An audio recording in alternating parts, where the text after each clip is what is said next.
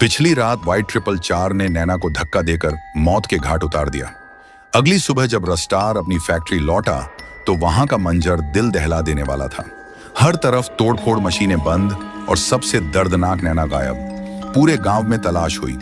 दिन हफ्ते बीत गए और फिर पुलिस को नदी किनारे एक लाश मिली। हाँ, वह नैना थी।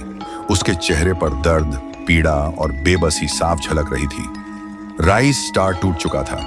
बहन का अंतिम संस्कार किया, आंसू सूख चुके थे और अब उसके भीतर बची थी सिर्फ एक जिद। गांव वाले नैना की मौत से सहम चुके थे। रक्तपुर हिल चुका था, लेकिन किस्मत का खेल देखो। रात के अंधेरे में फिर लौटा वो दरिंदा वाइट 444। उसने राइस स्टार को बेरहमी से मारा और फैक्ट्री से सारा अनाज लूट लिया। गांव फिर डूब गया अंधेरे में।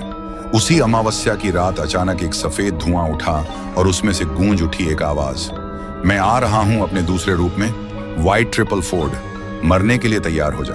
अगली सुबह बरमुंडा राज्य में कदम रखा रॉकी भाई ने। कालाहारी का सबसे खतरनाक माफिया गुंडा जिसे उसके बाप ने घर से निकाल दिया था।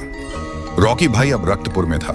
2 दिन गुजरे मगर उसे महसूस हुआ कि यहाँ कुछ अजीब है। वह गांव के बूढ़े चाचा से मिला और चाचा ने सब कुछ बता दिया। रॉकी भाई सन्न रह गया। उसने ठाना कि कल ही गांव छोड़ दूंगा।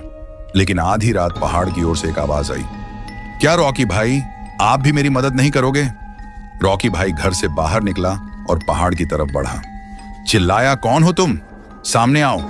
और तभी धुआं उठा और उसमें से निकला रस्टार। उसने कहा, क्या तुम मेरी मदद करोगे?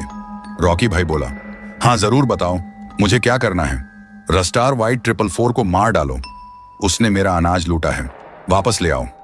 रॉकी भाई बोला, लेकिन उसके पास हथियार हैं, गुंडे हैं और मेरे पास कुछ भी नहीं। तभी रस्टार ने एक गन उसके हाथों में थमा दी। जब तक ये गन तेरे साथ है तू कभी नहीं हारेगा। और रॉकी भाई ने ठान लिया, अब मेरे पुराने अंदाज में लौटने का वक्त आ गया है।